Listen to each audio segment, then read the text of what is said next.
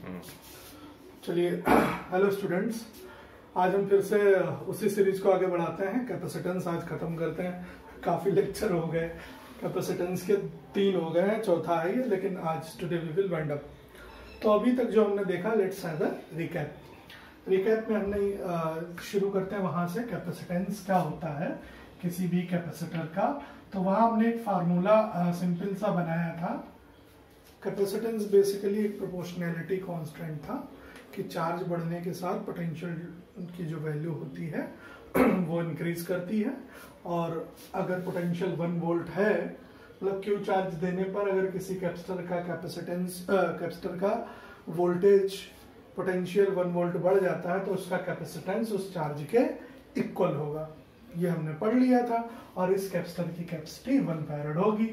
उसके बाद हमने देखा अर्थ का या एक स्फेरिकल कंडक्टर का जो अर्थ का जो शेप है आइसोलेटेड कंडक्टर का, उसका हमने कैपेसिटेंस निकाला जो वैल्यू बहुत कम थी। हमें ज्यादा एनर्जी की रिक्वायरमेंट थी, so we wanted to store more charges. तो ज्यादा चार्ज स्टोर करने के लिए फिर हमने कहा चलो स्फेरिकल से काम नहीं चल रहा है, चलते हैं हम लोग एक पैरेलल प्लेट कैपेसिटर पे। पैरेलल प्लेट कैपेसिटर में हमने क्या किया था, अभी simply take a conducting sheet, a conductor on which we have given some charge, जिस पर हमने कोई चार्ज प्लस क्यू दिया तो उस पर चार्जेस ग्रो कर गए। ठीक है, उन चार्जेस को ग्रो कर गए। उसके बगल में फिर हमने देखा कि एक चार्ज ग्रो करने के बाद से पोटेंशियल कितना हो गया, ये सारी वैल्यू रख के सी की वैल्यू निकाल ली। फिर फर्दर हमें अगर इसकी कैपेसिटी इंक्रीज करनी थी तो हम कहीं से एक और कंडक्टिंग प्लेट ले आए जिस पर कोई चार्ज नहीं था। इंडक्शन की वजह से इस पर चार्जेस ओरिजिनेट हो गए और वहां पर माइनस चार्जेस आ गए। ठीक, और इस वजह से वो पहले से जो स्टोरेज कैपेसिटी थी उस कैपेसिटर की वो बढ़ गई। ये लास्ट लेक्चर में हमने सब किया है, वही रिकैप दे रहे हैं। और कैपेसिटी बढ़ाने के लिए हमने क्या किया था, ये जो दूसरी प्लेट लाए थे उसको हमने अर्थ कर दिया था। यानी जितने यहाँ पर पॉजिटिव चार्जेस थे जो कि फ्री चार्जेस थे वो सारे के सारे फ्लो कर गए अर्थ में, या हम कहें अर्थ के इलेक्ट्रॉन जाके उससे मिल गए, चार्ज न्यूट्रलाइज हो गया। तो इस तरीके से हमने कैपेसिटर की कैपेसिटी को बढ़ा लिया। ठीक, अब हमारे पास एक डेफिनेट शेप है, मतलब we are dealing with some dimensions. ये प्लेट है, इसकी कोई लेंथ होगी, कोई ब्रेड्थ होगी, कोई हाइट होगी, लंबाई चौड़ाई ऊंचाई। तो हम क्या करना चाहते हैं, आज का जो मोटो है, मकसद क्या है कि हम इस फार्मूले में इस कैपेसिटर की, पैरेलल प्लेट कैपेसिटर की ज्योमेट्री लाना चाहते हैं। हम खाली देखकर अंदाजा लगा लें कि ये कैपेसिटर अगर इस साइज का है तो इसकी कैपेसिटी कम होगी, बहुत बड़े साइज का है तो बड़ी होगी। हम उसके अंदर झांकने वाले नहीं हैं, हम इस चार्ज की कैलकुलेशन करने वाले नहीं हैं, हम उस पोटेंशियल की कैलकुलेशन करने वाले नहीं है। ज्योमेट्री के बेसिस पे ही हम खाली इतनी एनालिसिस डेवलप कर ले अपने दिमाग में, जिससे एक हमें आइडिया मिल जाए कि क्लिक कर जाए दिमाग में, हाँ भाई इसकी कैपेसिटी इतनी हो सकती है। तो उसके लिए हमें ज्योमेट्री पर ध्यान देना पड़ेगा। यानी we are going to derive a formula that involves the geometrical aspects of such a kind of capacitor. Here we are dealing with parallel plate capacitor. तो उसके लिए अब हम करें क्या, तो बेसिक फार्मूला यही रहेगा, this is not going to be changed, ये चेंज नहीं होगा। तो हम करें क्या, हमें क्या करना है, डायमेंशंस लानी है।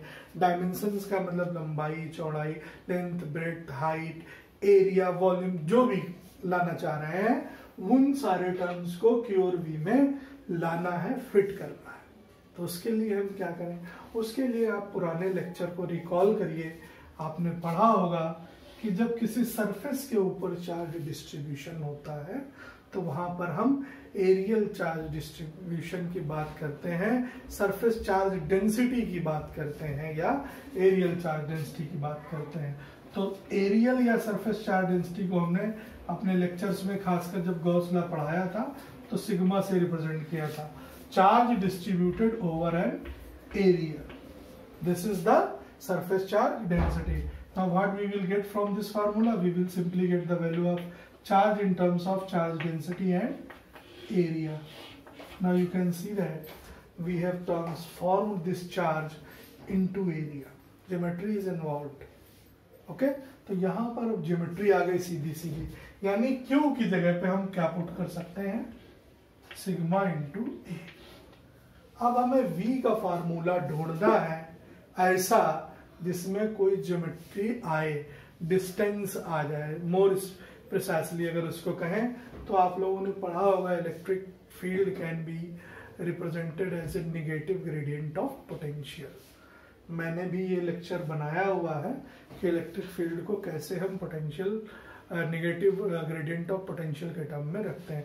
ग्रेडियंट का मतलब क्या है कि something that is changing it's value on changing with the distance. Distance के साथ वो कैसे अपनी वैल्यू को चेंज कर रहा है, रीसफल कर रहा है, वही ग्रेडियंट होता है।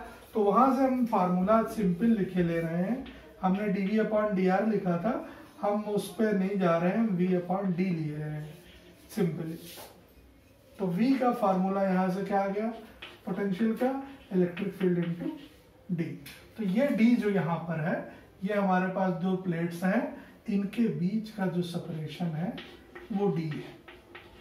ये इलेक्ट्रॉनिक सिंबल हमने बनाया है कैपेसिटर के लिए, इनके बीच का सेपरेशन d है और दोनों प्लेट का एरिया जो है वो सेम है, इक्वल है a।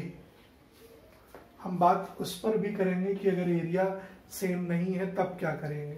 और दूसरा, इन दोनों प्लेट्स के बीच में सिंपल एयर है और कुछ भी नहीं है, कोई और मीडियम नहीं है, एयर इंसुलेटर का काम करेगी तब तक जब तक इसका ब्रेकडाउन नहीं होगा। और ब्रेकडाउन होने के चांसेस ही नहीं है इस प्लेट की वजह से।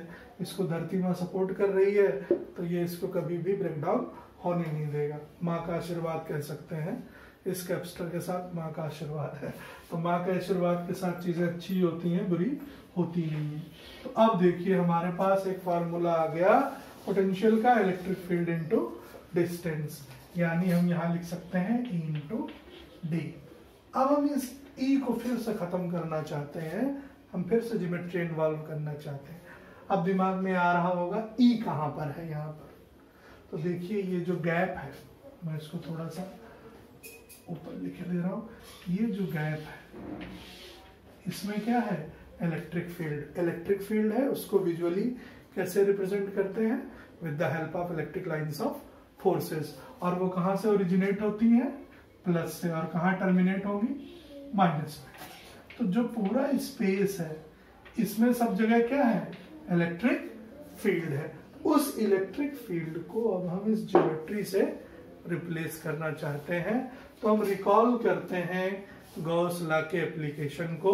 गॉस लॉ के एप्लीकेशन में आप देखेंगे कि अगर कोई दो प्लेट्स हैं, हालांकि अभी सीबीएसई के सिलेबस में उन्होंने क्लियरली इसको नहीं मेंशन किया है कि पढ़ना चाहिए कि नहीं पढ़ना चाहिए, लेकिन फिर भी मैं बता देता हूँ। जो थिन कंडक्टिंग शीट की वजह से आई थी, इनफाइनाइट लेंथ की एक शीट थी, उस पर जो है डेंसिटी है, उस पर जो इलेक्ट्रिक फील्ड थी वही वैल्यू यहाँ भी आती है।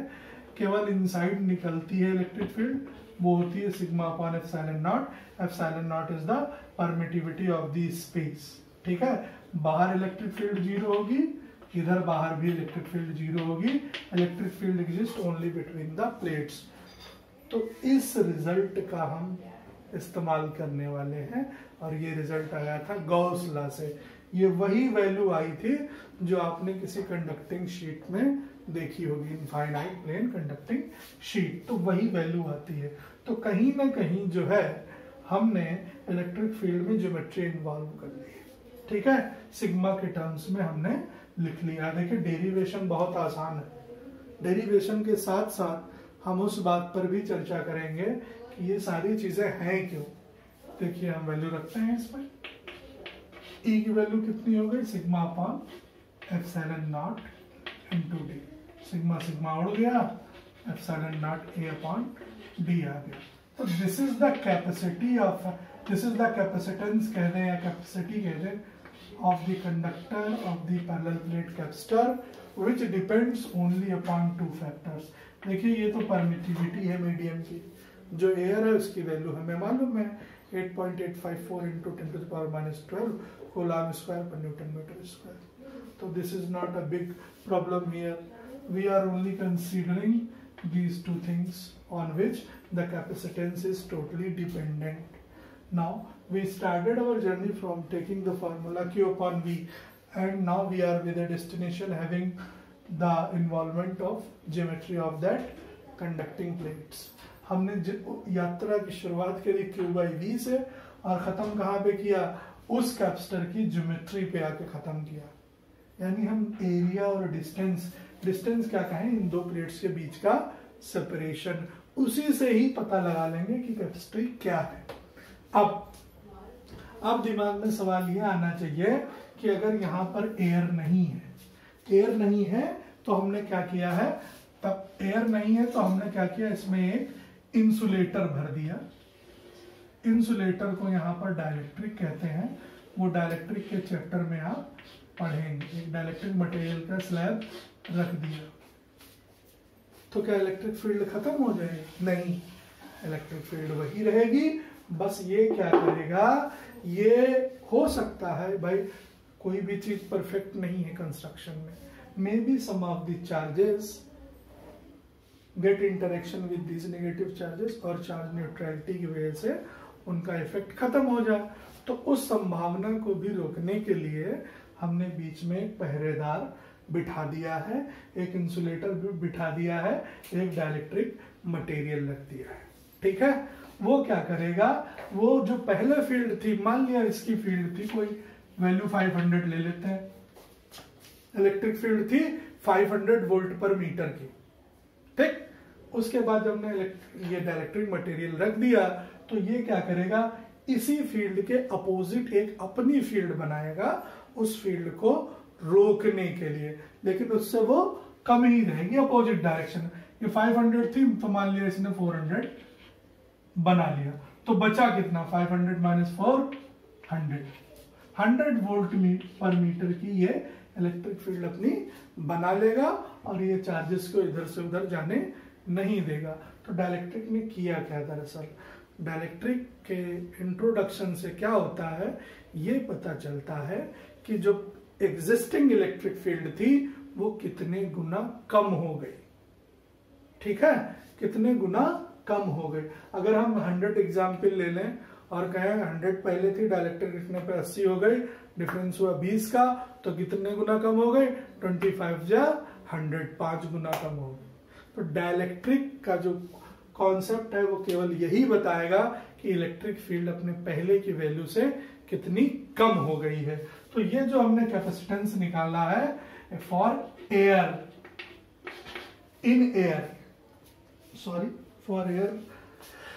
In between the plates. लेकिन अब हम कहें कि इसको हमने एक डाइलेक्ट्रिक मटेरियल लग दिया है, तो जो भी डाइलेक्ट्रिक मटेरियल होगा उसका एक कांस्टेंट होगा. ठीक है, हो सकता कोई ऐसा मटेरियल हो जो फील्ड को यहाँ 5 टाइम्स कर रहा था, कोई 10 गुना कर दे, कोई 50 गुना कर दे, तो वो K की वैल्यू मटेरियल के साथ बदलती जाएगी. डाइलेक्ट्रिक क्या है, इंसुलेटर्स है. इंसुलेटर्स वो होते हैं जिनमें इलेक्ट्रिसिटी का फ्लो नहीं होता है, means there are no free electrons available for the conduction of current. तो वो हो गए इंसुलेटर. कंडक्टर वो होते हैं जहां large number of free electrons होते हैं और वो इलेक्ट्रिसिटी का कंडक्शन कराते हैं. तो हमने ये कहा कि वो इलेक्ट्रिक फील्ड को कितने गुना कम कर देगा, वही डाइलेक्ट्रिक की परिभाषा है. तो हमने मान लिया पहले इलेक्ट्रिक फील्ड E थी, अब जब हमने डाइलेक्ट्रिक मटेरियल लग दिया तो उसमें K टाइम्स की कमी आ गई. तब नया कैपेसिटेंस क्या होगा, तो भैया कैपेसिटी पर भी तो फर्क पड़ेगा कि वही रहेगी. नहीं, क्यों, क्योंकि इलेक्ट्रिक फील्ड रिड्यूस हो रही है, तो इलेक्ट्रिक फील्ड यहाँ इन्वॉल्व है. तो इस फार्मूले को फिर से हम चलिए डिराइव करते हैं और देखते हैं कि तब उस कैपेसिटर की कैपेसिटी का क्या होगी जब उसकी प्लेट्स के बीच में कोई डाइलेक्ट्रिक मटेरियल को फिलअप किया हुआ. फिर से हम यहीं से शुरू करते हैं अपनी journey. C equal to sigma into A E. E की वजह से अब जो नई फील्ड है वो क्या हो गई है, E बाई के. तो हम E की जगह पे क्या वैल्यू रख देंगे, E बाई के. क्यों, क्योंकि K टाइम्स वो रिड्यूस हो गई. This is E by K. Now you again have D. Now K goes in numerator sigma A into के अपॉन ई इंटू बी। ई की वैल्यू क्या है? Sigma upon epsilon not. वैसे तो डायरेक्ट किताबों में मिल जाएगा, के से मल्टीप्लाई हो जाता है, but here it is quite necessary to understand the basic phenomena that are involved in such a type of calculation. E की वैल्यू हम रखते हैं sigma upon epsilon not. Epsilon not को हम ऊपर भेज देते हैं, डी मल्टीप्लाई में था, तो हमारे पास क्या आ गया? के epsilon not A upon D. तो देखिए जो नया कैपेसिटेंस है उसको हमने सी डैश कह दिया, उसकी वैल्यू पहले वाले कैपेसिटेंस से कितनी? के टाइम्स हो गई है, डाइलेक्ट्रिक के कांस्टेंट से मल्टीप्लाई हो गई है। डाइलेक्ट्रिक के बारे में आगे चैप्टर्स आएगा, बहुत विधिवत पढ़ेंगे, फिलहाल आप इतने से काम चला लीजिए, ठीक है। तो अब ये कैपेसिटी है, एक ये कैपेसिटी है। अब इनको हम देखते हैं, जरा एक कंपैरिजन करते हैं, और कंपैरिजन करने के लिए वी ऑलवेज टेक रेशियो। तो हम क्या करेंगे? रेशियो लेंगे। Now suppose we are having C dash upon C. What is the value of C dash? This is K epsilon naught K upon D. And what we will have with C? It is only epsilon naught A upon D. These terms get cancelled. ये term cancel हो गए. Now we are left with the new capacitance of the capacitor that goes to K times the capacity before the presence of dielectric. जो नया capacitance था वो के times है उस डाइलेक्ट्रिक की एब्सेंस के समय जो उसकी कैपेसिटी थी, ठीक है। तो कैपेसिटेंस को आप यहां से भी डिफाइन कर सकते हैं। हमने शुरू किया था Q बाई V से, और हम पहुंच कहां गए? यहां पर ज्योमेट्री भी इन्वॉल्व कर ली, ठीक। तो हमने एक मोटा मोटी ये देख लिया कैसे चीजें जो है वेरी कर रही हैं, कैसे ज्योमेट्री इन्वॉल्व हो रही है। अब सवाल वापस वहीं चलते हैं जो हमने ये डिराइव किया था, और जब हम ये कह रहे थे कि ये जो कैपेसिटेंस है वो एरिया पर प्लेट के और उन प्लेट के बीच का जो सेपरेशन है उस बात पर डिपेंड करेगा। कैसे करेगा?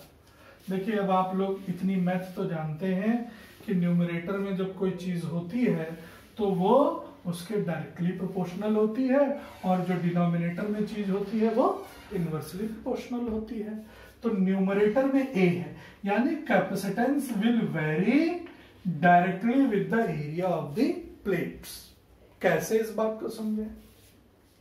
सपोज हमारे ये कोई बहुत बड़ी स्फेरिकल डिस्क थी, और इसको जब हम नॉर्मल व्यू देखेंगे तो हमें ये इसका सिरा दिखाई देगा। जैसे हम अर्थ पे रहते हैं, अर्थ हमें प्लेन दिखती है, अर्थ बहुत बड़ी है, और वैसे तो हम पढ़ते आए कि पृथ्वी गोल है, लेकिन हम रपटते तो कभी नहीं है कि यहाँ खड़े हैं और रपट के यहाँ खड़े हैं, तो दिल्ली में खड़े हैं रपट के कानपुर में गिर जाए, ऐसा तो होता नहीं है। क्यों नहीं होता? कि जब सरफेस बहुत बड़ी होती है तो वो जो व्यू होता है वो प्लेनर व्यू हो जाता है। तो हम ये कहना चाह रहे हैं कि हमारे पास कोई स्फेरिकल प्लेट थी जिसका एरिया ए था, रेडियस आर थी, तो उसका एरिया क्या हो जाएगा? ए। उसका एरिया हो जाएगा पाई आर स्क्वायर। तो इस एरिया में सी पाई आर स्क्वायर रखेंगे। अब अगर रेडियस बढ़ा दें, सपोज पहले रेडियस 1 थी, मीटर सेंटीमीटर जो भी हो, अब 2 कर दें, तो 2 करेंगे तो 2 का स्क्वायर हो जाएगा। तो रेडियस को बढ़ाने पर कैपेसिटेंस अगर हम 2 गुना बढ़ाते हैं तो कैपेसिटेंस हमारा 4 टाइम्स हो जाएगा, 4 गुना बढ़ जाएगा। तो इस तरीके से एक कैपेसिटेंस की डिपेंडेंसी है एरिया पर। एरिया कम करेंगे कैपेसिटेंस कम हो जाएगा। तो एक अब हमें व्यू मिल गया कि भैया हमारे हाथ में अगर कोई बड़े साइज का कैपेसिटर है तो हमारे अंदर एक लॉजिक डेवलप हो गया कि इसकी कैपेसिटी जो है जरूर ज्यादा होगी, छोटा है तो कैपेसिटी कम होगी। यह हमने कहां से निकाला? ये इस मैथमेटिकल ट्रीटमेंट से हमें पता चला। अब बच गया डी। अब डी क्या है? चलिए डी के बारे में देखते हैं। डी क्या था? डी सेपरेशन था 2 प्लेट्स के बीच का। ये देखिए इधर, अगर डी की वैल्यू कम करें, यानी ये प्लेट इसके और पास आ जाए, तो हमें और वर्क डन करना पड़ेगा। ये प्लेट और आ जाएगी यहां पर इसके पास, तो डी की वैल्यू कम होगी, सी की वैल्यू बढ़ जाएगी। क्यों? क्योंकि सी इनवर्सली प्रोपोर्शनल है डी के। यानी ये जो धरती माँ ने सपोर्ट किया है, जिसको इसका सपोर्ट जितना इसके पास आएगा, इसकी हिम्मत उतनी बढ़ती चली जाएगी। ठीक है, इसकी कैपेसिटी बढ़ती चली जाएगी, मोर प्रिसाइसली अगर हम कहें। लेकिन अब खुराफाती दिमाग ये भी सोच सकता है कि हम इसको सटा रहे हैं, इसको छुआ दें, टच करा दें, तब क्या होगा? यानी इन प्लेट के बीच का सेपरेशन खत्म कर दें, इसको इससे टच करा दें। यानी तब उस केस में क्या होगा कि जब सेपरेशन हमारा डी क्या अप्रोच कर जाए 0 को, तो इस फार्मूले में डी रखिए 0। तो जब डी 0 रखेंगे, something upon 0 always gives you infinity.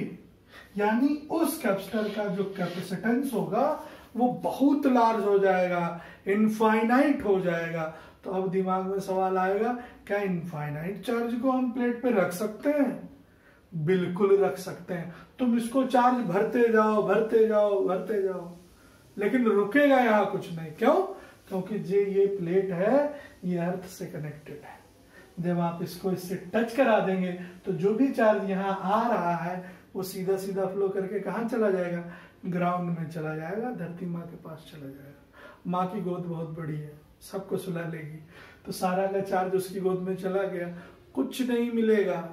तुम भरते जाओ, भरते जाओ, कैपेसिटी जो है इनफाइनाइट हो गई। इनफाइनाइट को फिर आप डिफाइन नहीं कर पाएंगे।